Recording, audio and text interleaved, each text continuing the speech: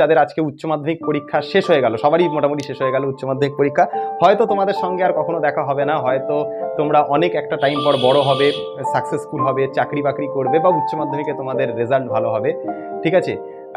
হয়তো তোমরা একদিন আমাকে ভুলে যাবে, আমাকে মনে রাখবে না, ঠিক আছে। কিন্তু তোমরা একটা জিনিস মনে রাখবে, আমি তোমাদেরকে কীভাবে পড়াতাম, তোমাদের সঙ্গে কীভাবে ইয়ার্কি মারতাম, মজা করতাম, বা তোমাদেরকে কীভাবে খাটাতাম, ঠিক আছে। তোমরা সাকসেস পেলে, তোমরা সফলতা পেলে, কিংবা তোমরা ভালো চাকরি পেলে, এটা আমার সফলতা নয়।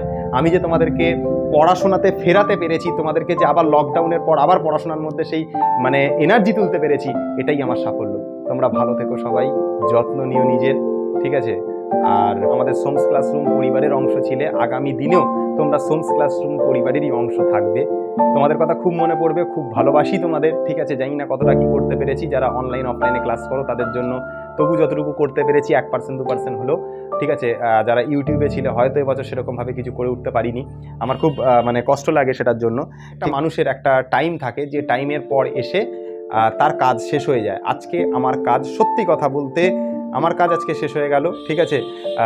মানে যতদিন পর্যন্ত আমি তোমাদের সঙ্গে ছিলাম আমার কাজ এতটুকু অবধি ছিল। তো এবার আমার এখান থেকে বিদায় নেওয়ার পালা। আমাকে এখান থেকে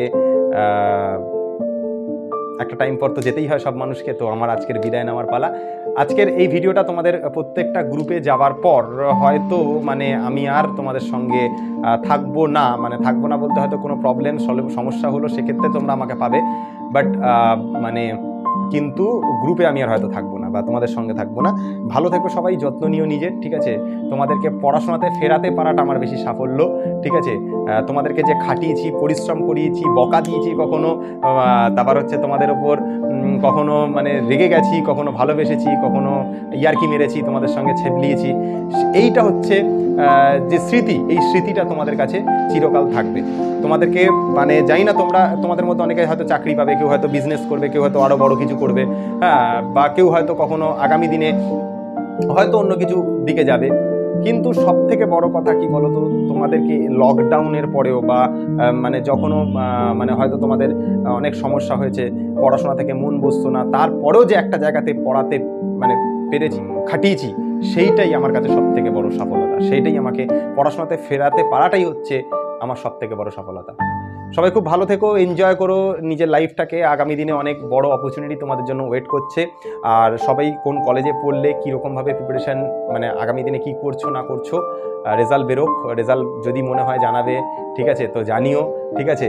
আর মানে কীরকম কী করছো না করছো লাইফে সেটাও একটু জানিও, ঠিক আছে। কারণ তোমাদেরকে একটা টাইমে পড়িয়েছিলাম, তোমাদের কর্তব্য, তোমাদের প্রতি আমার যে কি বলবো, তোমাদের প্রতি যে ভালোবাসা, সেটার জন্যই জাস্ট বলা, ঠিক আছে। কি করছো লাইফে, কোন কলেজে ভর্তি হলে কীরকমভাবে প্রিপারেশান নিচ্ছ, আগামী দিনে কতটা কি মানে করলে, ঠিক আছে, সেটাও একটা, কারণ তোমরা একটা টাইমে আমারই স্টুডেন্ট ছিলে, ফলে মানে বলে না যে স্টুডেন্টসরা একটা মানে সব থেকে মানুষের কাছে, যারা টিচার হয় তাদের কাছে সব থেকে বেশি লাইফে দামি হয়ে থাকে। কারণ সত্যি কথা বলতে মানে আমাদের আর কি আছে তোমরা ছাড়া, সত্যি কথা বলতে কেউ তো নেই, ঠিক আছে। তো এটাই, চলো গুড বাই সবাইকে। উচ্চ মাধ্যমিক শেষ, ভালো করে এনজয় করো, তোমার ভবিষ্যতের জন্য ভগবানের কাছে শুভকামনা প্রার্থনা করবো। ভালো থেকো। আর কি, এই মানুষটার মুখ আর দেখতে হবে না। টাটা সবাই।